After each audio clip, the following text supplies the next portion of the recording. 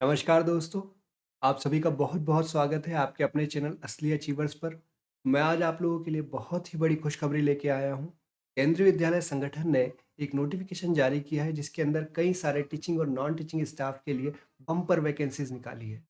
करीब 4 साल के लंबे इंतज़ार के बाद में फाइनली केवीएस ने अपना एक नोटिफ़िकेशन जारी किया है जिसमें उसने कई नॉन टीचिंग और टीचिंग स्टाफ के लिए बहुत सारी अप्रॉक्सिमेट 11,000 से ज़्यादा वैकेंसीज़ निकाली है।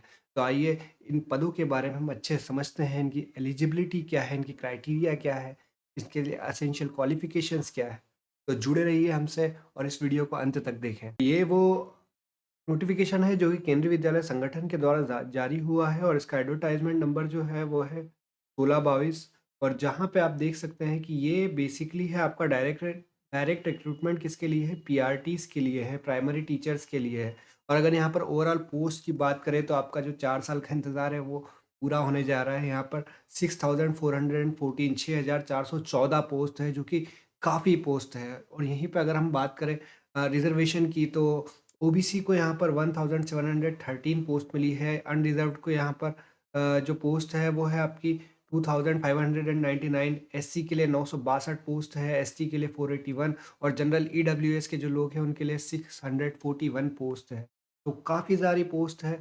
अब इसके बाद में हम लोग बात कर लेते हैं कि आपके मन में ख़्याल आ रहा होगा कि पीआरटी के लिए एलिजिबिलिटी क्या है? तो हम लोग एलिजिबिलिटी की बात कर लेते हैं, क्योंकि काफ़ी सारी पोस्ट है। तो यहाँ पर देखिए एक पीआरटी के लिए अगर मैं आपको बात बताऊँ तो पीआरटी के लिए स्पेशली जो है आपको सीटेट क्वालीफाई होना चाहिए, सीटेट का पहला पेपर क्वालीफाई होना चाहिए।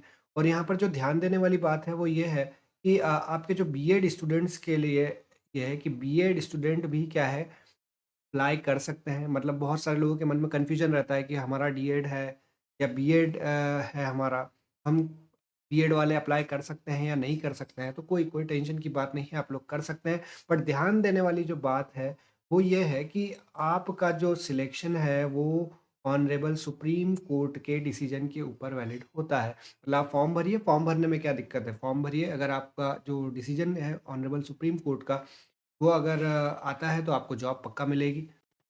तो मैं तो ये आपको सजेस्ट करूँगा कि अच्छा मौका है तो आप लोग जाइए, इसके ऊपर अप्लाई कीजिए। भले आपका बीएड हो, कोई चिंता की बात नहीं है। आपका सीटेट का फर्स्ट पेपर क्या है, क्लियर होना चाहिए।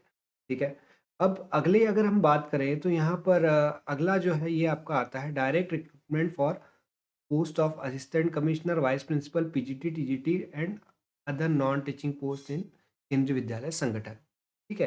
तो अगर इसके बारे में बात करें तो यहाँ पर ये जो आपका है, इसमें आपको असिस्टेंट कमिश्नर की जो पोस्ट है, उसमें 26 है, अनरिज़र्व्ड के लिए, ओबीसी के लिए 14 है, एससी के लिए 7 है, एसटी के लिए 3 है। इस प्रकार से जो टोटल पोस्ट है आपकी, ये 52 पोस्ट है।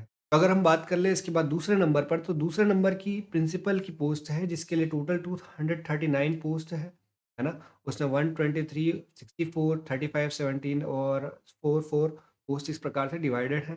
और वाइस प्रिंसिपल की पोस्ट भी इस प्रकार से टोटल जो है वो 203 पोस्ट है ना? 104 यूआर के लिए है, ओबीसी के लिए 64 है, एससी के लिए 35, एसटी के लिए 17 पोस्ट है और ओएच और एचएच के लिए आपकी एक तरीके से 4-4 पोस्ट आ रही है। अब अगर हम लोग बात सॉरी 3-3 पोस्ट आ रही है। अब जो सबसे बड़ा मुद्दा है वो आता है पीजीटी का।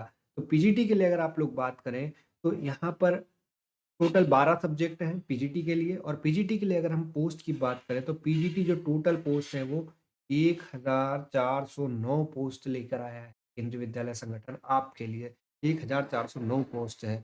अब अगर यहाँ पर बात करें सब्जेक्ट वाइज तो जो हिंदी है, हिंदी के लिए 172 पोस्ट है आपकी, इंग्लिश के लिए 158 पोस्ट है, फिजिक्स के लिए 135 पोस्ट है, उसके बाद केमिस्ट्री के लिए 167, मैथ्स के लिए 184, बायोलॉजी के लिए 151, उसके बाद हिस्ट्री के लिए 63, उसके बाद ज्योग्राफी के लिए 70 पोस्ट है, इकोनॉमिक्स के लिए 97 पोस्ट है, कॉमर्स के लिए आपकी 66 पोस्ट है और कंप्यूटर साइंस के लिए जो आपकी पोस्ट है वो है 142 पोस्ट है। और बायोटेक में थोड़ी सी कम है, 4 पोस्ट है जिसमें से 3 अनरिजर्व्ड है और 1 ओबीसी के लिए है। तो ये आपका जो पीजीटी है, पीजीटी में भी कुछ सब्जेक्ट्स में जैसे हिंदी के लिए, इंग्लिश के लिए, फिज़िक्स के लिए, केमिस्ट्री के लिए लगभग-लगभग सभी में 150 से ऊपर पोस्ट है आपकी। तो आपको लिए एक तरीके से गोल्डन चांस है ना? तो उसके बाद आता है आपका टीजीटी, टीजीटी की अगर हम बात करें तो टीजीटी में भी बहुत सारी पोस्ट है। हिंदी टीजीटी के लिए 377 है, इंग्लिश के लिए 401 है, संस्कृत के लिए 245 पोस्ट है, सोशल स्टडीज़ के लिए 396 है, मैथमेटिक्स के लिए 426 पोस्ट है, 426 पोस्ट है। उसके बाद साइंस की अगर हम बात करें तो साइंस में 304 है। फिजिकल हेल्थ एंड एजुकेशन की अगर हम बात करें तो उसमें भी 435 पोस्ट है आपकी। उसके बाद art and education 251, work experience के लिए है आपकी 339। तो इस प्रकार से जो टोटल की टोटल पोस्ट है वो आपकी अराउंड 3176 पोस्ट होती है टीजीटी के लिए। और इसी प्रकार से अगर हम आगे नॉन टीचिंग स्टाफ की तरफ बढ़ते हैं तो आपके पास में लाइब्रेरियन की जो पोस्ट है उसके लिए टोटल पोस्ट आपकी 355 है। प्राइमरी टीचर म्यूजिक के लिए 303 है। फाइनेंस ऑफिसर के लिए टोटल 6 पोस्ट है आपकी। और असिस्टेंट इंजीनियर की अगर हम बात करें सिविल के लिए, तो उसके लिए टोटल 2 पोस्ट है। ये सारे के सारे नॉन टीचिंग की तरफ हम लोग बढ़ गए हैं। असिस्टेंट सेक्शन ऑफिसर के लिए जो है वो टोटल 156 पोस्ट है। हिंदी ट्रांसलेटर के लिए जो पोस्ट है वो है आपकी टोटल 11 पोस्ट। और इसी प्रकार से आप सीनियर सेक्रेटरीएट असिस्टेंट की भी पोस्ट देख सकते हैं, 322 है। जूनियर सेक्रेटरी असिस्टेंट की पोस्ट भी देख सकते हैं, 702 है। स्टेनोग्राफर ग्रेड 2 की जो पोस्ट है, वो 4 है। तो इस प्रकार से ये आपका क्या नोटिफ़िकेशन जारी हुआ है। अभी ये डिटेल नोटिफ़िकेशन नहीं है जिसके अंदर आपका सिलेबस इंक्लूड हो, पर जो हम पुराने नियम हैं जो केवीएस के हैं, उनके हिसाब से हम एक बार एलिजिबिलिटी क्राइटेरिया के बारे में बात कर लेते हैं कि क्या एलिजिबिलिटी क्राइटेरिया होता है। बेसिकली इस लेक्चर में हम लोग फ़ोकस कर रहे हैं, इस वीडियो में हम लोग फ़ोकस कर रहे हैं जो आपका टीजीटी, पीआरटी और पीजीटी है, उनके लिए क्या-क्या चीज़ें ज़रूरी है। तो आइए अब हम लोग एलिजिबिलिटी के बारे में बात कर लेते हैं कि अलग-अलग पोस्ट के लिए एलिजिबिलिटी क्या है। तो सबसे पहले अगर हम लोग बात करें पीआरटी की, तो पीआरटी के लिए जो एलिजिबिलिटी की बात है, सबसे पहले मिनिमम क्वालिफ़िकेशन जो है वो आपका 12th पास होना चाहिए आपको, है ना? और उसके साथ में आपका होना चाहिए कोई भी एक एजुकेशन में आपका डिप्लोमा होना चाहिए, वो आपका डीएड भी हो सकता है ना? या फिर आपका डीएलएड भी हो सकता है। और इसमें अगर हम लोग बात करें तो जो मिनिमम आपका क्वालिफ़िकेशन है ये होना चाहिए और इसके साथ में आपका सीटेट का फर्स्ट पेपर जो है वो क्वालीफाई होना चाहिए। सीटेट का फर्स्ट पेपर क्या है आपको क्वालीफाई होना चाहिए। ये पीआरटी के लिए है आपका। उसी के बाद में अगर हम लोग बात करें टीजीटी की, तो टीजीटी में क्या है आपका ग्रेजुएशन होना चाहिए, ठीक है? आपको क्या ज़रूरी है? ग्रेजुएशन ज़रूरी है और उसके साथ में आपका बीएड हो, ठीक है? या और इसके साथ में आपका सीटेट का जो दूसरा पेपर है, सेकंड पेपर है, वो भी आपका क्या होना चाहिए, क्वालीफाई होना चाहिए। फर्स्ट पेपर आपका पीआरटी के लिए है और जो सेकंड पेपर है, वो आपका टीजीटी के लिए होना चाहिए। वहीं अगर हम लोग बात करें और बीएड के साथ में इसमें डीएड और डीएलएड वाले भी अप्लाई कर सकते हैं, ये बात ध्यान देने वाली है। और इसी के बाद अगर हम लोग पीजीटी की बात करें, तो पीजीटी के लिए जो आपकी रिक्वायरमेंट है, मिनिमम रिक्वायरमेंट है, वो क्या होना चाहिए? तो आपका पोस्ट ग्रेजुएशन होना चाहिए, आपका पीजी होना चाहिए, साथ में आपका बीएड होना चाहिए। ये 2 चीज़ें रिक्वायरमेंट है।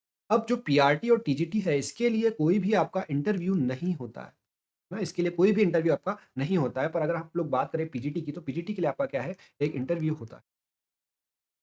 इसके अंदर पीआरटी और टीजीटी में आपका सीटेट माँगते हैं, तो इंटरव्यू नहीं लेते हैं। पीजीटी में आपका कोई भी सीटेट वगैरह जैसा कोई कंपल्सरी एक सर्टिफिकेट नहीं चलता है, तो इसमें क्या है, आपका एक तरीके से इंटरव्यू लिया जाता है। अब अगर हम लोग एक जनरल क्राइटेरिया की बात करें, तो पीजीटी के लिए आपके मिनिमम 55% माँगे जाते हैं ग्रेजुएशन में।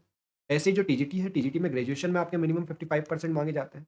और इसी प्रकार से जो पीआरटी है, पीआरटी में भी आपके 55 या फिर 60 मैक्सिमम हो सकता है, इतने आपके माँगे जाते हैं। ये जनरल के लिए है और जो रिलैक्सेशन आपको कैटेगरी वाइज़ मिलता है, वो एक तरीके से मिलता ही है। तो आपको ये बात ध्यान देने वाली है। तो इस प्रकार की क्राइटेरिया है आपका। इसमें एक और बात ये है कि जो कंप्यूटर साइंस के स्टूडेंट हैं या फिर जो आईटी के लिए अप्लाई करते हैं, उन लोगों को बीएड कंपल्सरी नहीं है।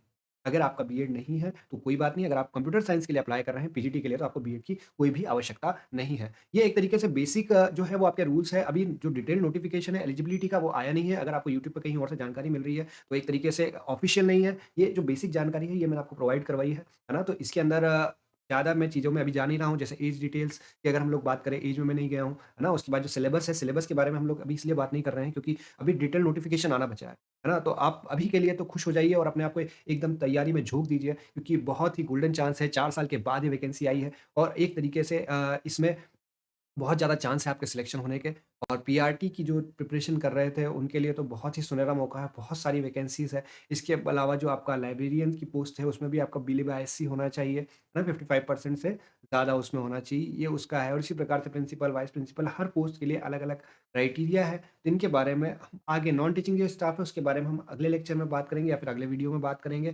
तो फिलहाल के लिए आप लोगों के लिए बहुत बड़ी खुशखबरी है, तो बस ये 1 महीना है आपके पास में खुद को तैयारी में झोंक दीजिए और तैयार हो जाइए। इस बार नौकरी सिर्फ़ और सिर्फ़ आपकी है। और अगर आपको इस पोस्ट से रिलेटेड या फिर इस वैकेंसी से रिलेटेड कोई भी डाउट है तो आप बेझिझक कमेंट में पूछिए और हमारे इस चैनल को सब्सक्राइब कीजिए, वीडियो को लाइक कीजिए और आपके जो भी लोग हैं जो केवीएस की वैकेंसी का इतने टाइम से इंतज़ार कर रहे थे, उन सभी लोगों को ये वीडियो को शेयर कीजिए।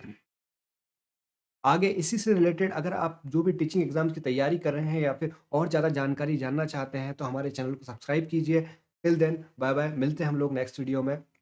Good night.